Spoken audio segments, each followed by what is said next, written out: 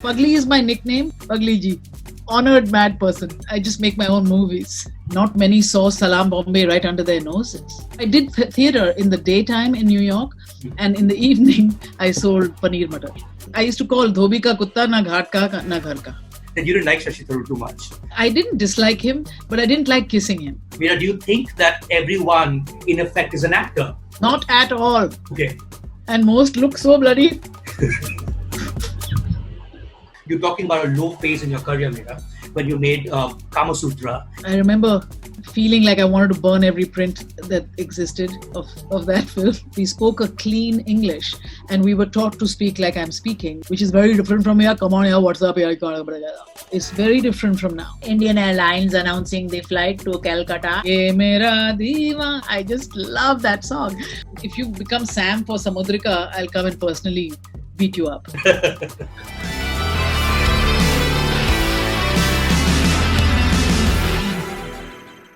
Hello and welcome to our award-winning, totally unscripted podcast and print series where we feature our favorite people from the films. With me is Mira Nair, let's just say practicing a professional filmmaker for over 40 years. And I think just calling her a filmmaker would be an understatement, honestly. I think she is an absolute filmmaking institution in her own right. Mira, thank you so much for being on the show. Oh, thank you. That's quite an introduction, dear Mayank.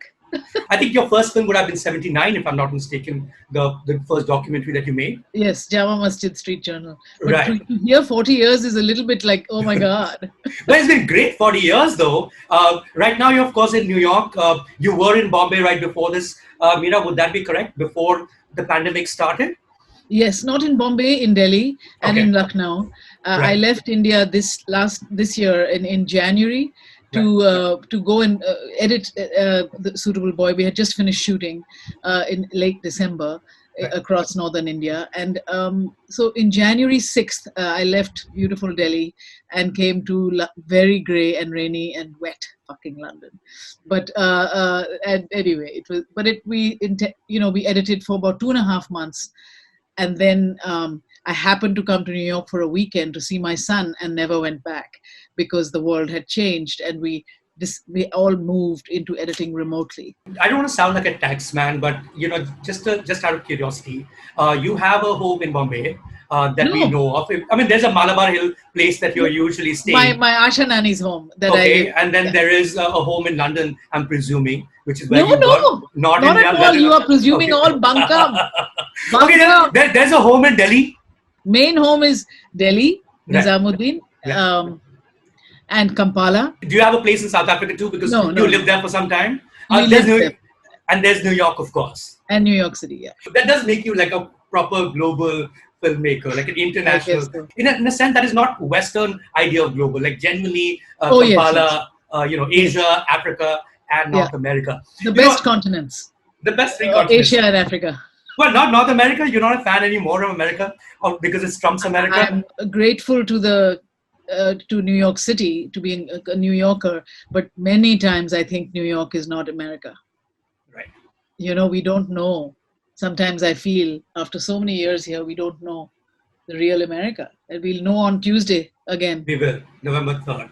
We have this conversation on the 1st of November for people who will be viewing this much later, many months later perhaps. But my big question here, Mira, and I've been meaning to ask you since the namesake actually. And one of the things that struck me when I watched the film, and perhaps because of the issues that was dealing with, is also of the insider and the outsider, especially for the migrant, when they move from a place and to another land that they inhabit thereafter. Mira, for you personally, someone who lives in the US, has worked with the studio system, has worked as an independent filmmaker. I'm presuming a lot of people around you who are so-called, without, quote unquote, natives, would see you as an Indian filmmaker. Whereas in India, especially Bombay, because Bombay has what you call a Bollywood or a film industry of its own, people in Bombay will see you as a New York-based filmmaker. Is that something that you had to deal with, this whole like Camus sort of way, the outsider, being the outsider regardless of where you are? Yes, and no as well, because very early on, not that I pursued the path, but very early on, right from my first documentaries, I understood that the only way for me to be is to use the confusion in my work, but I did that a little bit by hindsight, Hmm. but because initially it was confusing and I used to be, like, suffer with it myself, that I used to call dhobi ka kutta na ghat ka na ghar ka, ke India, I'm a sort of novelty. Even my own family didn't see my documentaries because they were so peculiar, and Cinema Verite was not known, and living with strippers in Ghatkopar nightclub and then going to Muhammad Ali Road with another family and all. It was like Mira is not around these days, Lost like, it. matlab, I was not, I was persona non grata with the Hmm. family for sure, because I was doing weird things, Hmm. Um, and then more than that, it was a question of who am I speaking to, finding an audience. And in India, I would go with the reel of India Cabaret under my arm, 16 mm, and go to like unions, go to women's groups, go to film festivals, of course, go to secretary association, Right. working groups, labor groups, and I would just say "Chalo" with the projector and show my film. That was what I did, and I did get a lot from it, but but there was no other way to make sure it was seen and discussed. So there was that. Uh, I guess the loneliness of the pioneering type of way of showing documentaries. Um, anyway, so but then as you keep making the craft, you I began to inure myself to who thinks I'm this and who thinks I'm that. Hmm.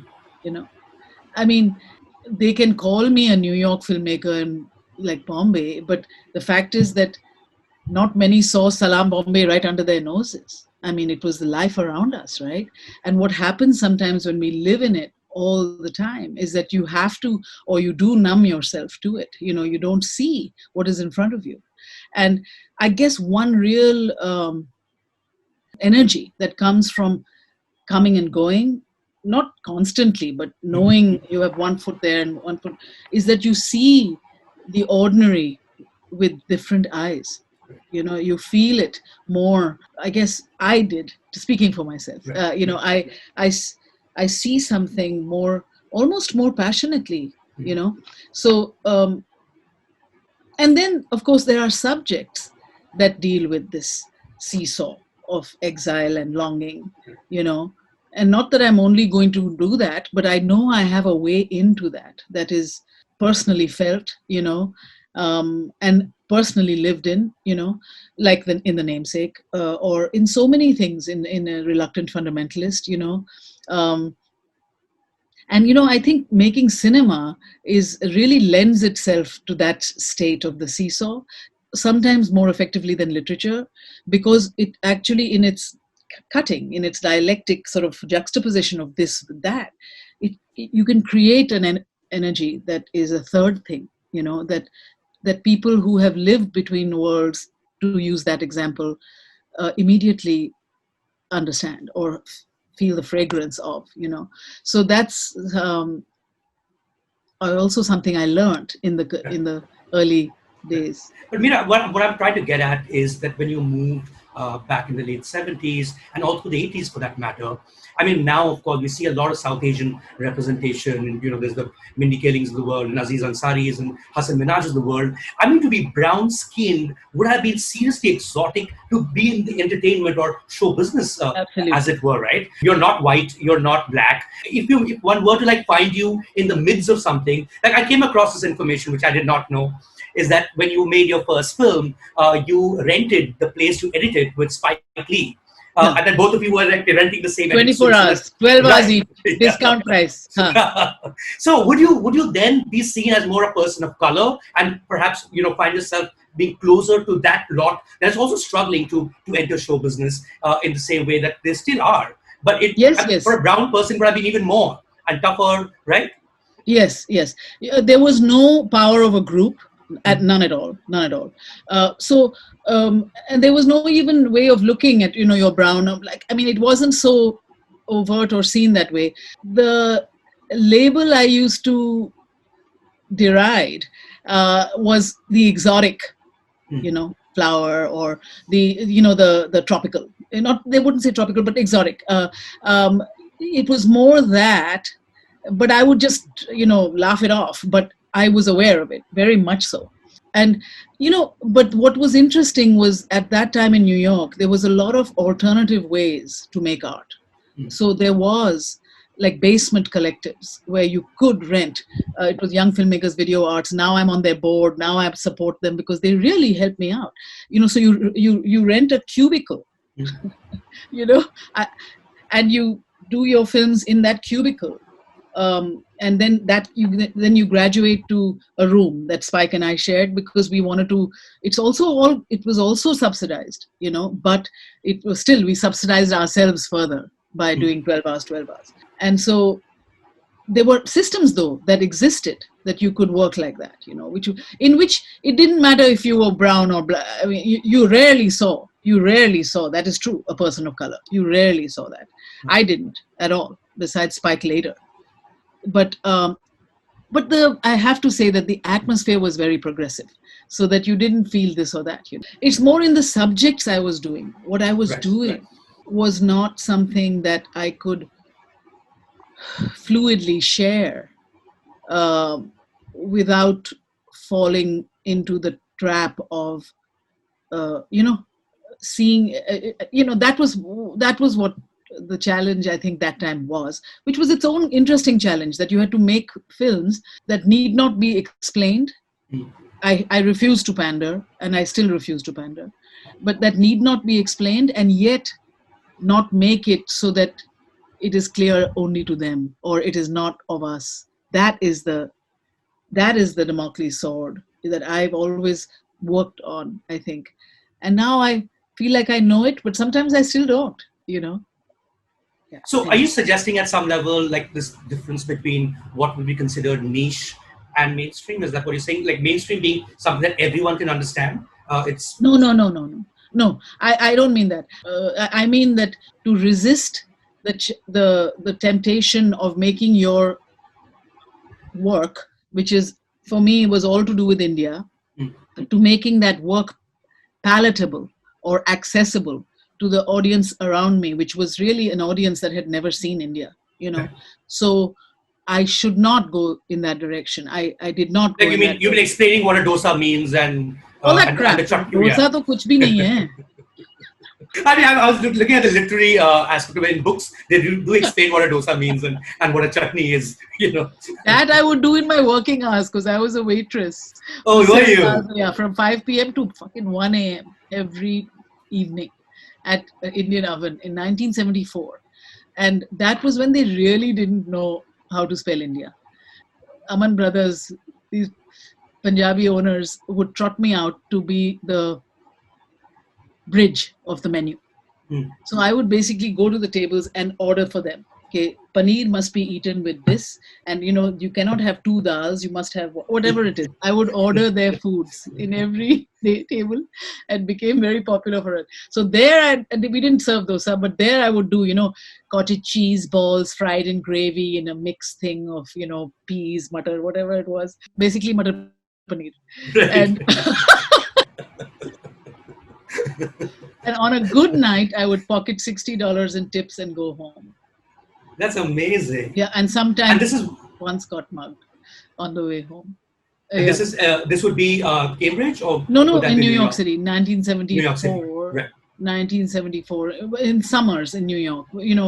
From Cambridge, we would. And Suni was across the street in a yogurt shop, selling yogurt. And no, really? Yeah. I was 74th Street. She was 73. So right there, it's still there, but the shops have become different. So is that how you and Sony met, like as students back in New York City? That's how you became friends? Not New York City. No. Okay. When I landed at Harvard, in Cambridge, right. I came as a transfer student. I came as a sophomore, second year, right. Because I had done a year at Miranda House. And Suni had been there as a freshman a year before. And when I landed, pretty much the first question I asked was, how many Indians are here? Who can I meet? because those days it was very unusual to go abroad for undergraduate. Right. So, and they said three: Suni, Taravarwala, Anand Mahindra, and another guy called Anil Dilalikar. So my pilgrimage was to each one to say hi. It's a big campus. Right. So I went, that's how I met Suni. I went and met her at Lowell House where she lived. And yeah, that's how, so I sought her out. And that thankfully we became great And friends. Anand Mahindra was also studying film. Would that be correct to say? Yes, Right, yes. right, And, right. and Interesting. wonderful filmmaker. Oh, He made a really? thesis film that I'll never forget, following a holy man up a mountain. He's he was, he did this one film here, talented. He was really talented, but he's done lovely things. I mean, he's an artist in his soul, I think.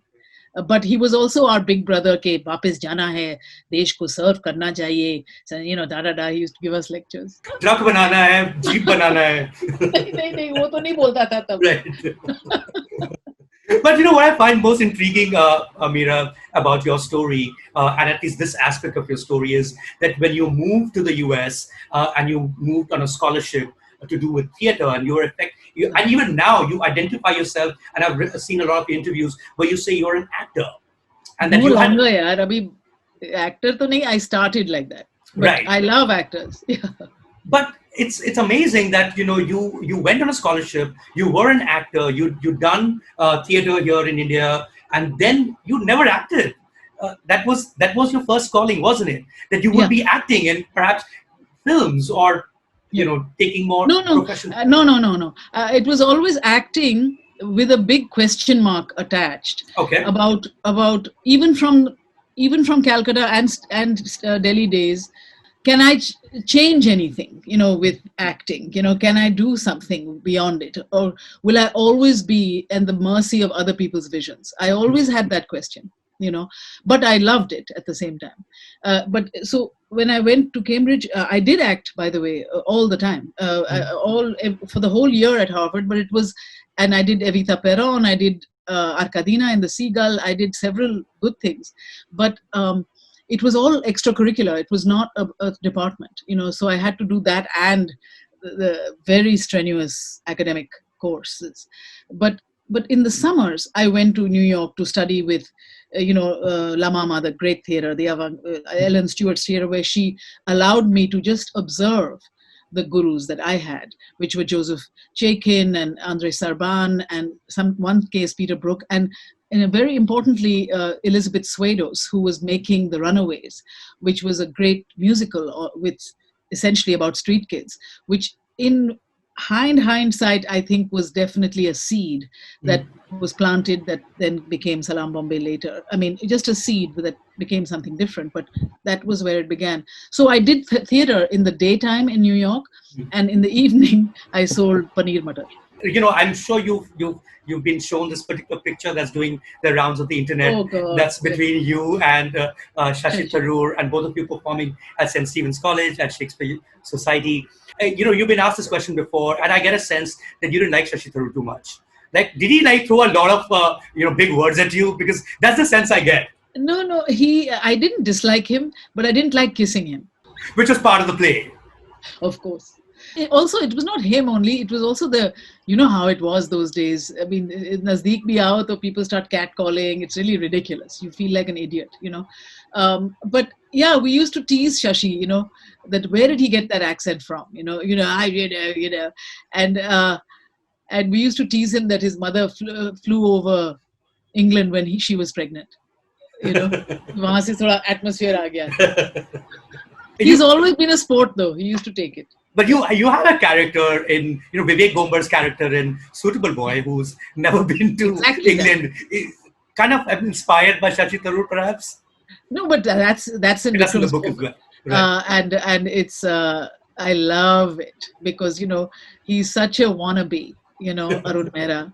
Those days you used to get hired on your accent. You'd become a tea estate manager. Ki aise tu cha tu bol do, to bas you can lead the managing, and he's like he was like a con artist. I mean, he probably got by on that accent until he was called on it. Shashi was the genuine article. He's different. But that's been the case a lot with people who moved out of India, right? I mean, Yeah, the fact that Mira, you wear Indian clothes is yeah, almost like a statement you make. Is that true? Like it's something that you want to retain what is quote unquote your roots, and you don't have an American accent absolutely. either, although you lived like a majority of your years Yeah. in the U.S. Is that something that you've taken as a thing to hold on to, or As an oath. yeah? No, it's just who I am, and it's also what I love. The refusal to pander is across all realms. Hmm. I just love our color, our handloom, the fact I love artisanship. I love Right. everything that's handmade, and it's not handmade here, baby. Nothing's handmade here. You know, even the grape is injected with something. So it's just what you find your, I suppose, joy. But now it's fashionable, to take on names and all. But when I shuru se hi bola tha, if you become Sam for Samudrika, I'll come and personally beat you up. You know, You also have an easy name. It's easy to say Mira. they That still would. fuck it up. How do you They screw call it up Mira? Myra Like, Nair. Myra Nair. But right. I don't let it. I said, you say me so much in our culture here. So say me, they would say me. Then Ra, Mira. It's very easy. It's pretty simple. But Pretty it's a simple. question, but I do insist on it because otherwise they just, it's extraordinary the depth of. Now it's getting a little better, Right. but Right. through shame and through embarrassment, Mm, mm. which is very well deserved. But in the past, and even now, and even they think nothing of checking how to say your name. They think nothing of showing that respect and humility to whoever comes their way, because they always fuck up Nair. I say it's Nair like fire, then they get it, right? So I have an assistant who gave me these coffee mugs, Nair like fire. So that's what I, it does work. Mira, I'm going to come back to Bombay because that's really where we are, um, and I've been fascinated with of course we spoke about it briefly, but I've been fascinated with how you are the quintessential Bombay filmmaker, in the sense of you made Salam Bombay, and I only recently watched India Cabaret, and it's a beautiful film, and it's there on YouTube for people who would like to access it. It's a city that you did not grow up in. It's a city that you had an amazing relationship with. How did that begin, and what explains it? Like, what drew you to Bombay as a city? At first, and importantly, all the documentaries so far from India went through Bombay, but India Cabaret was wholly. I looked all over the country for a situation that I could enter into, like a cabaret dancers or women who use their bodies for a living, and how I would enter that world and then question the world around it. That was my premise, and what divides women from good and bad, and looking for literally a context to go into, you know. And it was in Ghatkopar that I found it with Rekha and Rosie. And then I moved into a kind of chawl in Bandra where I whitewashed two walls, and lived there. And then would go mostly stay in Antoffi. Antoffi, I never knew until months later was Antop Hill, Antoffi. And so it was through the, I guess, underbelly of the city. That's when I really lived there for months, and Indira Gandhi was shot then, and it changed the nature of the city, etc., etc. But Suni, who was not there, I think, while I was shooting India Cabaret, I can't remember. And then I made another film in Dadar, Children of Desired Sex, which is very little seen, about a birth control, about a clinic that did amnio abortions if the fetus was a female. And so somehow these films allowed me, or brought me into that perspective of Bombay, that of course later also was very influenced and shaped by Suni, my friend's own long term. I mean, she's a Bombaya, and her access to her world, which was Gwalior Tank, and eventually then became the Grant Road Adda for the street kids that we found. That became the research, like the beginning of what became Salam Bombay in 1985 or six, after India Cabaret. So I guess this was my roadway in. Again, without plan, it was the subjects leading me to these. But the city is such a extraordinary, vibrancy about it, and especially in those days, everything was the intermingling was so palpable and so actually joyous in its vibrancy between, say, what would happen during Diwali, what would happen during Navroz, what would happen during. I mean, it was just it's very very has great character. What can I say? So but it was these ways, the other alleys in, and sometimes, while making those films, because it was not a pretty Bombay for sure. It was pigs careening in the mud. It was violent, and not so much only violent, but also just sort of brutal. How men treated women, especially as they were, worked the nightclubs, and my seeing all that in first hand. That I would live that way, but then long for something to soothe my, eyes. And then I would go and see my friends. I remember going to see Shekhar Kapoor, who was an old friend of mine. But I almost had no language to understand the Juhu life after living that life, And then I would go, there was one thing I would go to Kasab, this beautiful shop that still exists in Matru Ashish in Nepean Sea Road, my friend Hansa Ben's shop of handloom. And I would just sit there. No one would know me, and she would not. She would let me, and just to look at the cloth, and just to have a place that no one asked me questions, but I would just look at beauty, because to remind myself that yes, there is there. It is here. And then I would go back to Antofi, and just wait for things to happen, and try to shape them too. But it's slow going making that kind of film, where you're just there ready to see what's going on, and hopefully capture something that is about the question you have in you. You don't know what will happen. It's an interesting way of making cinema. Did you have a tough time, for instance, because I know that Suketu Mehta had a tough time when he wrote Maximum City about telling one Bombay about the other, and generally one Bombay does not. While they can see it all the time, it's in your face, but they can look through it in ways Yes. that it's very hard for people to imagine.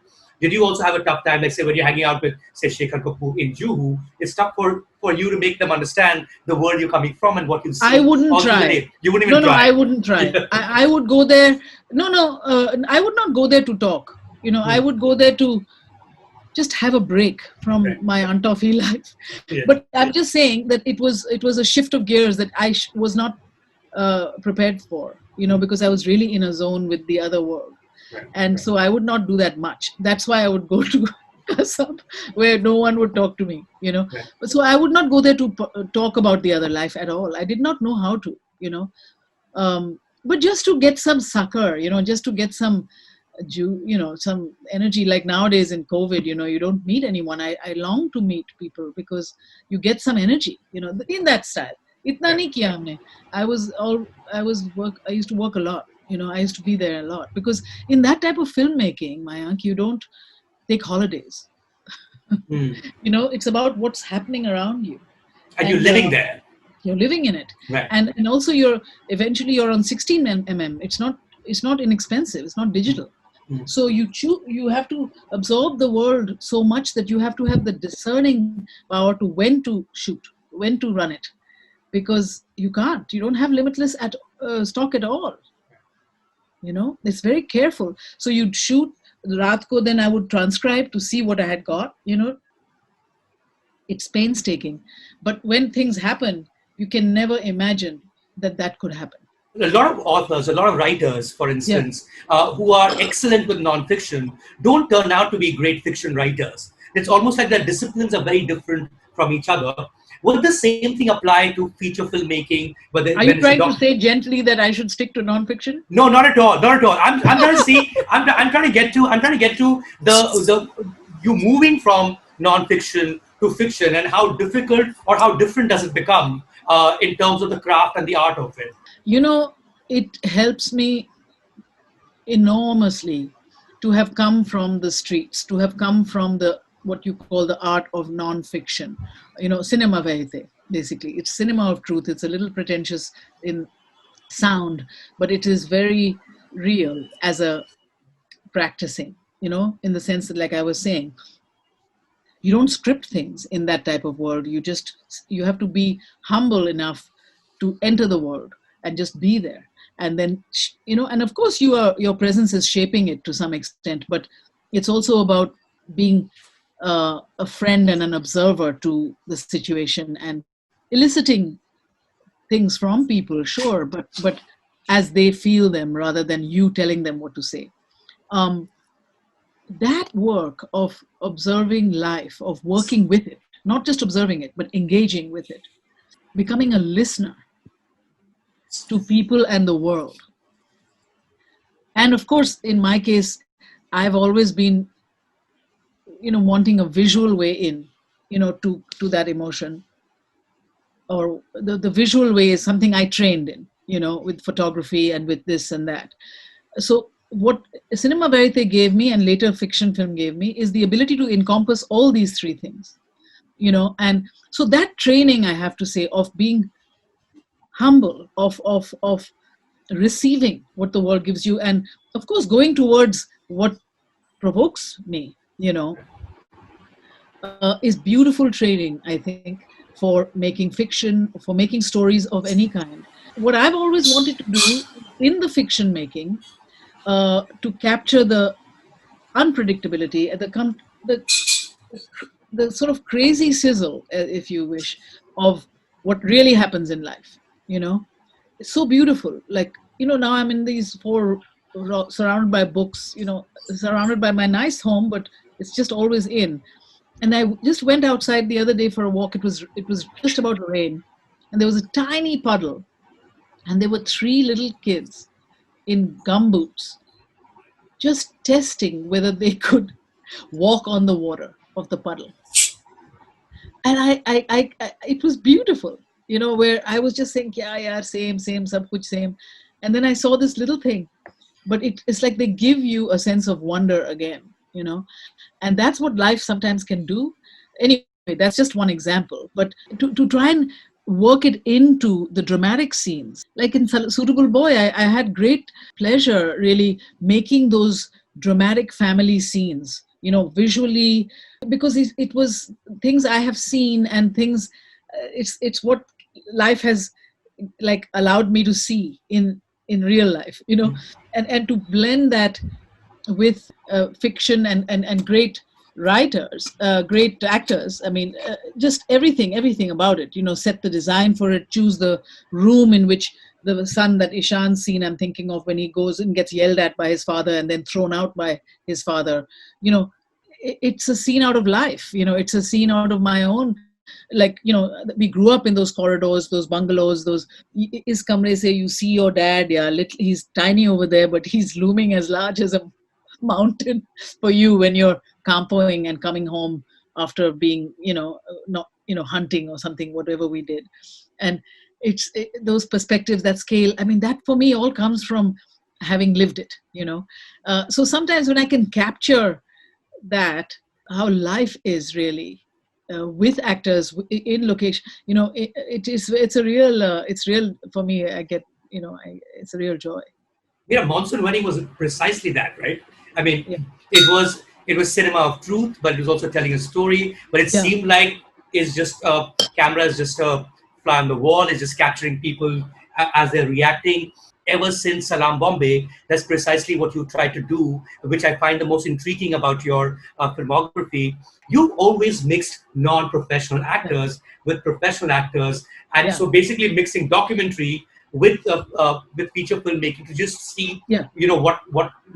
what that leads to, right? Yeah. It's Yeah. something you continue to do all through since your Yeah. first film. Would that be Yeah. correct? Absolutely correct. Yeah. And it's Take. bizarre some of the stuff that I've come across in terms of how you found these actors. First question, I want to get this out of the way at a very philosophical level. Mira, do you think that everyone in effect is an actor, that you could really cast anybody because everyone's an actor? Not at all. Okay. And most look so bloody.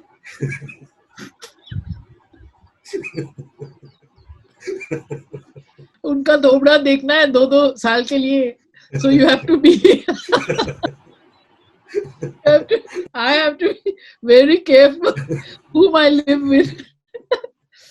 That's very important for me. Um, no, no, no, no. Not everyone is an actor at all. Right. And it's actually several things, but Right. mostly instinct.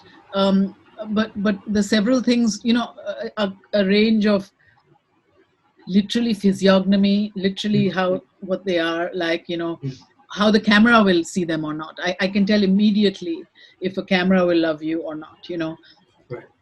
or if I sometimes it doesn't matter if the camera won't love you, but then can I use that in a way like Almodovar, his girl ladies are so fantastic and they so destroy the notion of what is beautiful on a camera, but the roles want that and need that, so it Mm, depends on the role, of course. right.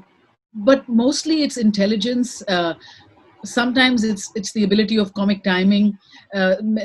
Sometimes it's just the stillness in someone that they can be, because film acting is very actually technically demanding, because you need a stillness and yet an agility and Mm. a ability to know when to be that way, and all that. It's many things. Now, the reason why I'm asking you this, Mira, is because you found, for instance, Shashi Auntie in Monsoon Wedding walking Yeah. in the park in Vasant Vihar, and that you found Sarita Chaudhary apparently on a bike somewhere. I mean, you couldn't have thought of all these things when you just found them on the street. Are there more stories of people you just found and then made them actors? And then, of course, they've all had careers thereafter. So it's not like a one-time thing and then they disappear. No, Shashi Auntie plays Shashi Auntie in every film now I in know. Bollywood. Yeah. It's amazing, and she should. Well, several like Vijay Raz. You Okay. know, Vijay Raz. I was looking for to cast PK Dubey in Hmm. Monsoon Wedding, Hmm. and I was casting at Uma Dakuna's house in Churchgate. I don't know how I knew the name of Vijay Raz. It might she might have introduced, I don't know. But Vijay walked in and he had just come from the train station and he had just come from burying his, I think, father in law in Assam. So his head was fully shaved. And he had these ears that like went to the door. They were like two. Gandhi would have been, it was, they put Gandhi, extraordinary ears and this wide mouth and this and a bald head, and I was struck by how he looked. But that morning, just an hour or so before, because those days, casting happened like this, but that morning, Paresh Rawal, whom I really admired as an actor and whom I had seen in Sleuth with Nasir Bhai in England, in America, just 2 months before, called me up uh, through the grapevine sort of and said, Yaar, mera maine ye role ka suna tha, and I would love to play it if you want me to, sort of thing. And I, really liked him, and I had seen him 2 3 months before, and I sort of, I think, I said yes, and then in walks Vijay Raz, and so the role had been cast. So I was struck by him, but I did not ask him to audition because it was gone. Then I went back to Delhi and so on, and we had this socialist experiment going on with Monsoon Wedding where we had this workshop and everyone had to join the workshop, and but Paresh, who had agreed to all that, could not join the workshop. So then I took Alice Tilotama, who was a Hmm. young girl on a Again, a first corridor timer. yeah, again, for Yeah. corridor of LSR, You and found in the corridor of Elisa. she was found by, I think, Dilip Shankar Sure. in a corridor LSR, and Right. then was brought to me in audition, Hmm. and she was instantly Alice. And so I had my Alice, and I had the three nuts, the Dubhendu, Sanyal. In fact, I just saw him yesterday in Mirzapur. So I had my nuts and I had Alice, and we all got onto the bloody second class train from Delhi, and we taka tak taka tak taka tak to Bombay so that we could rehearse with Paresh. And Nasir Bhai gave us his flat above, and we went there and set up for the rehearsals. And ding dong, and the door opened, and it was Paresh. And I was just, my eyes fell out of my, because he had gained probably 30 pounds or 40 pounds since a lot of weight since Hmm. I saw him. Hmm. And this was the love story of Monsoon Wedding, the tent wala. and Right. this name, the Dewdrop. So I was really taken aback, but he was such a great actor and all that. So I said, okay, let's start. And we started rehearsing, and I had a digital camera and I was shooting. And I was getting more worried by the minute because he looked like her father, which was the other story. I got, but he's great. Anyway, and then we finished 2 days of this, and anyway, he took me to the airport. He was lovely, and he said, I'll just lose it. And I said, lose it? We are going to be shooting in literally 4 days from then. And nahi, bilkul, and all. Then things happened, and I went back to Delhi, and I showed the footage to Declan, my cinematographer, and I said, Declan, what can we do here? Because it's really a problem. And Declan thought that we could light it and do some things. And I said, no, I really felt that this, and I expected that Paresh Bhai would say, cast another new girl to work with me. But he didn't. When I called him up, I said, Paresh Bhai, I can't. He said, I just know this is going to be super special and everything. I said, Paresh Bhai, I'm so sorry, I can't do it.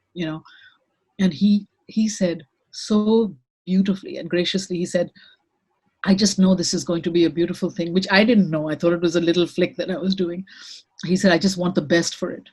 So please take all my blessings, please. And I hung up. And my crew, they were like, that was Paresh Rawal. And I had Naseeb Uddin Shah, greatest, Right. but I didn't, like, it was no other actors of that nature, stature. And then I thought, I was also, and I thought of the man with the ears and the widest mouth in the world, Vijay Raj. And I had not even auditioned him, but I loved his look. So I called him up and I said, Vijay, can you come? And, and everyone was being paid 75,000 rupees. It was a flat rate, all of us. Including Nasir. Nasir would be a little more. I think so, but not much more. And he said, Haji, main aa jaunga. And he got on a train and he came with his 1-year-old child, because his wife was still in Assam or something. And we had to hold his baby when I said action. It was that thing. But I as soon as, and I didn't know how he performed, frankly. I just loved his look. And he had this praying mantis body and all. I loved his look. I tell you, the first shot was when he comes in with the goons and say, "Yaar, aayo, ek rupaye ka zamana chale gaya," and all. He was just riveting. And I invented any hour, any minute that we had. I invented scenes with him, and with Sabrina, and we just kept adding to his story. It added while we were shooting. There was never any that he goes home and he weeps, and all that was added while shooting, because Vijay was so brilliant, Right. and so fantastic, and so that was how that happened. It's incredible the number of people right here in Bombay who made their debuts with your film as a result, right? I mean, Nana Patekar made his debut in Salam Ram Bombay. Kapoor. Ram Kapoor made his debut. Randeep Hooda made his debut. Irfan and Randeep. Irfan made his debut, right? Yes, right. Did you see Irfan going that far in life in terms of accomplishments? Yeah. But also, because Irfan, in his blood, took risks. A lot of people in that time, 80s and 90s, the chocolate boys of cinema, like the real, they were happy where they were in the struggle of what they knew. Not many looked away from beyond that. It was almost scary to them. So Irfan wasn't like that. He was always a worldly soul. He always looked anywhere it took him. The other thing I want to touch on, and that's again very unique to you, is music. And I've heard you say this before, that actually 50% of the time that you spend thinking about visuals, you give to music as well. 50% of your mind space goes to music. That's a crazy amount of thinking that goes, and of course that shows, because I mean the soundtrack, for instance, of Monsoon Wedding remains one of the finest soundtracks ever, right? I mean, from Anu Malik to Farida Khanum is like the full range, as it were, a full bouquet. Like for instance with the Suitable Boy, I mean that song Barkhast, Mehfil, I Mehfil mean, Barkhast Hui. it's stuck in my head for the past so many days. It's an earworm.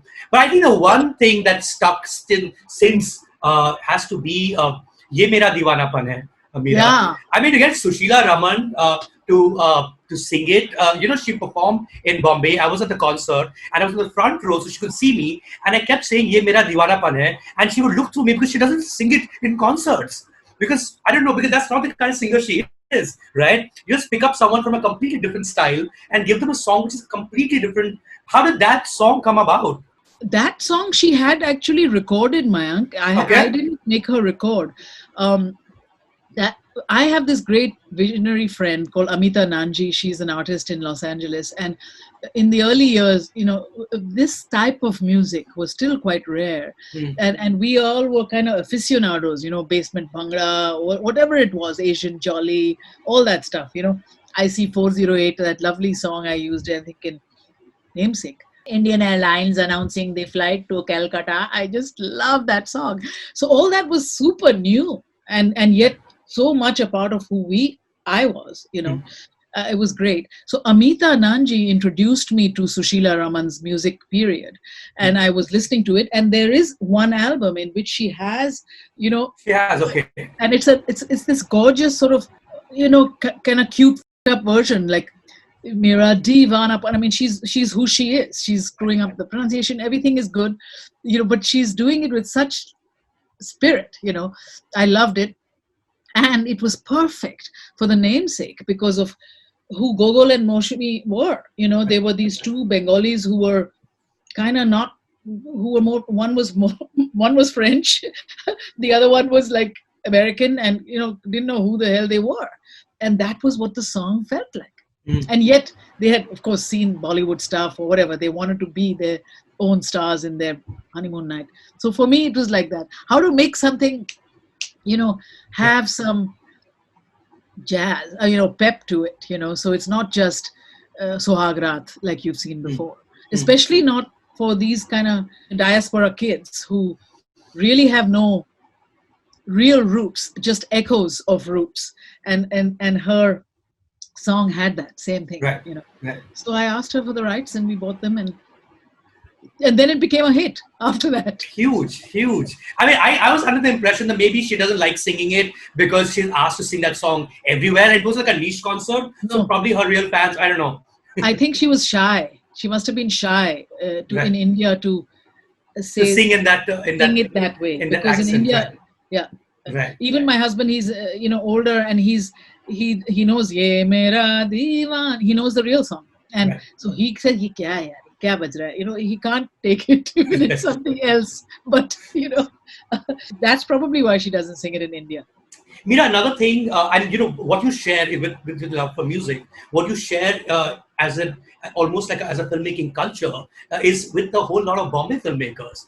There's a whole category of Bombay filmmakers who've been great because they had the ear for music. They people love, say, it could be anyone. It could be from a Yash Chopra to a Subhash Ghai. There is certain soundtrack that is typically theirs. Which is not true for the Western filmmaking culture. I'm amazed, Mira, because I'm just here talking about music. Have you never been offered films by Bombay filmmakers in all these years, like the Yash Chopras of the world, to make something which would be because you're such a music oriented filmmaker? I have it, That's amazing. but I'm not looking for that either. I'm Uh, sure. but but I have real lovely friendships with them. Really, I mean, Yash Johar, I was very close to. He was the production manager of my one of my films from Buddha when Warner Brothers. In 1991, I traveled the whole country with Yash, and we were very close, and I loved him, and I think it was mutual. But never like this, कि हाँ जी picture करना मेरे लिए and all. And I really respect Adi Chopra. I really like what he does, and I really like his mind. And I had taken him an idea that not for me to do, but for us to do together, kind of thing. I think they think correctly that I just make my own movies. Right. That's another aspect of your filmography. What exists is amazing to begin with, but what doesn't exist, where you were close to making stuff, or you said no to. Like, I was quite surprised to know that you'd said no to Devil Wears Prada. You would have directed Meryl Streep. That would have been an amazing thing to do. Why did you say no to that? I don't remember now, but I'm very nihilistic like that, I suppose. I just said no, I just turned down something also very huge. Actually, that's the day I fell down in the khadda. Oh, I think a big part of the criteria is, can anyone else make this film? mm, And I think that must have been the reason for Devil Wears Prada. But in another time, it would have probably been very interesting to me, because I do love fashion, and and that world is crazy, and Meryl Streep is a goddess. But I don't think it came to that type of it was just an initial meetings. But generally, I give this vibe, कि यार ये आप बहुत लोग हैं, you can go and find them. It doesn't need to be me. And now I feel that, I think, a little more, Mayank, because I really know that life is short, and I do know that creative energy is not, I always say it is not limitless, but it's a question of, if you don't do this, then it's not so much if you're not doing something, it's also what you're not doing because you're doing something. right. A little bit like that. Right. So yeah, sometimes it might have been folly too. Did you regret the fact that Shantaram didn't work out with the? I only regretted that I gave 1.5 years full tilt of my life to it, and we really had a good thing going. I really regret that amount of time that was lost, But I don't regret, because they were starting it again and all. But I was not interested. Because you've been such an inspirational figure for a lot of filmmakers across the world. It'd be great if I could hear some stories which actually, which actually give your vulnerable side away. In a sense, like, I did come across one where you're talking about a low phase in your career, Mira, which was in the mid '90s when you made Kama Sutra. And I have not heard too many filmmakers say this about their work. You said it did not turn out to be the way you wanted it to. Yeah. Not too many people say that openly. What was that phase like? Was that a slump for you, and that's something that you recovered from, and how you did? Yeah, it was. And I remember, like feeling like I wanted to burn every print that existed of that film. But it also dovetailed with moving to Cape Town, where, I had to go for 2-3 years. My husband was heading the African Studies department and at the university. And so it was dovetailing with, forever feeling a novelty, wherever it was. And our son was 6, and I wanted to not leave him, much to go off and make movies for years on end somewhere. So it was a dovetailing of all those things that definitely was like a malaise. I didn't quite know how to work it. We made My Own Country, Suni, and wrote the script. We made this beautiful 2-month film with Abraham Verghese, and that was good. That's the thing, I have to keep doing things, making things. And it was in that wandering that I found myself making the film Laughing Club of India on this. In my state of malaise, I thought, let me make a absurd film. I didn't even know it would be, but let me pursue people who take laughing seriously. Usme to kuch milega juice. But also it was losing my way a bit, not knowing what to put to my energy in.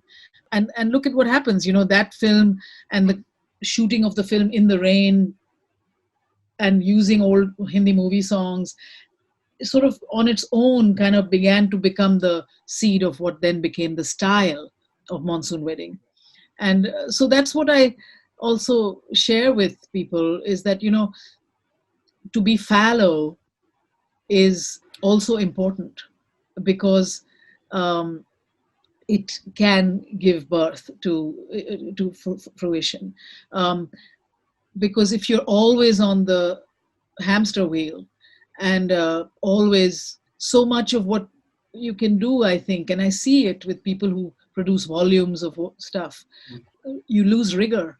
Sometimes you lose the discerning power of what is good and what is not. And which is not to say I don't lose it. I still lose that too, I just have really recognized that you have to perennially be a student of life. You perennially feed yourself with what's going on with life, in order to be able to think anew, or to bring something, to the table, with art, or with even art now, I say, with more ease than I could before. But for me, that's important, But do you to. usually move on, Mira, or is there once you put a work out there, do you look for responses, or is just out there in public? Now, it doesn't matter what people say, people don't say, because these things are subjective in any case. The response, for instance, with A Suitable Boy, have you been tracking what people have been saying? Like, would you, as a filmmaker, like really read the reviews, for instance, or would you, because now there's nothing you can do with what you made, so why care and why not move on to other things? Is that how it works for you? Yes, I don't read too much, because sort of, what's the point, and always, and I do protect myself with other fuel, and it's a protection, that I'm creatively absorbed in another world, so I'm not as open to waiting to hear your words. Social media is an interesting, weird thing where I just get a kind of vibe of it, rather than actually read, Right. a full tilt reviews. And especially if they have something nasty in the headline, I just. But would there be a common sort of a feedback that you would look at? For instance, with A Suitable Boy, Mira, like a common feedback has been the fact that a lot of people, looked at the dialogue and they felt it wasn't in sync with the characters. For instance, they felt that the language wasn't like getting it. Did people really talk like that in the 1950s? I mean, is that something that you would perhaps look at and say, okay, maybe did I like maybe I could have done it differently, or that was what you wanted, and now that is what it is. I tempered a fair amount of dialogue that I could in the making of Suitable, uh, primarily getting 20% of it back into Urdu, Hindustani, and Avdi, Mm. which was never the case before, and they didn't even think of it. Mrs. Mahesh Kapoor speaking only in Hindustani, I tempered a lot of the balance of language, and often, as much as I could, change the overtly English quality of some of the sentences. But people don't realize that a lot of the dialogue is from the book, Right. and the book, and in the 50s, people did speak like that. We spoke a clean English, and we were taught to speak like I'm speaking, a kind of enunciated, clearer, slightly elocution infused English, which is very different from, yeah, come on, yeah, what's up, yeah, it's very different from now. And we don't hear that English much. And so that was that can be the sort of Right. response, ye kaun kya bol rahe hain? But it is correct to the time, and it is definitely actually mostly correct to the book. So I do stand by that, really. And people spoke differently, very carefully differently. Like Ishan's character, Man's character, he spoke like you speak now more. He was like I would tell him, you're the kid from the Kapoor family who went to Doon School. You're not Pran Mehra, who speaks like he went to Allahabad University. But the way Arun Mehra speaks, he speaks because he wants to be an Angrez. Mm. He talks all the time like that, and not just like that, but even the phrases, because his bosses talk like that. So I feel like we were very nuanced, in fact, with language. But it is a world that people literally don't know now, and they don't hear that quality. But I don't get that comment from my like my mother's generation, because that was the world, that was familiar. So I know that it's new, different on the ear, but I stand by it. I mean, of course, if it were from the get-go written by someone else, it could be different. But the book is what we've really largely followed.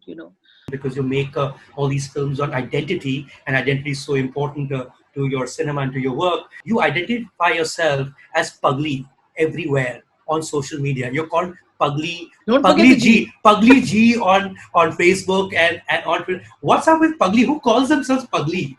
That makes no Well, sense. Ugly is my nickname from childhood. No shit, really? Yeah. So your siblings call you Pugly? Yeah, Pugly is my nickname. And the thing is that when social media even began as a concept, which I didn't even really, clock into, my son did. I think he made me go on social media when we were opening a Reluctant Fundamentalist. And he said, "What's the name, Ma?" And I said, "Well, I didn't want my name on it because I thought I'd just be hounded beyond." So I came up, so I just said Pugly here. And because people call me GV and all that, usko bhi laga diya, Pugly Ji. Honored mad person. Very good. I don't mind. Mira, please stay as mad as you are, and thank Thank you for you. the movies. This was amazing. Hope to see you Thank you, soon in the Mayank. real world. Hopefully. Okay, inshallah. Hope Cheers. so. Take care. All right. Bye. Thank Bye. you very Bye. much. Bye.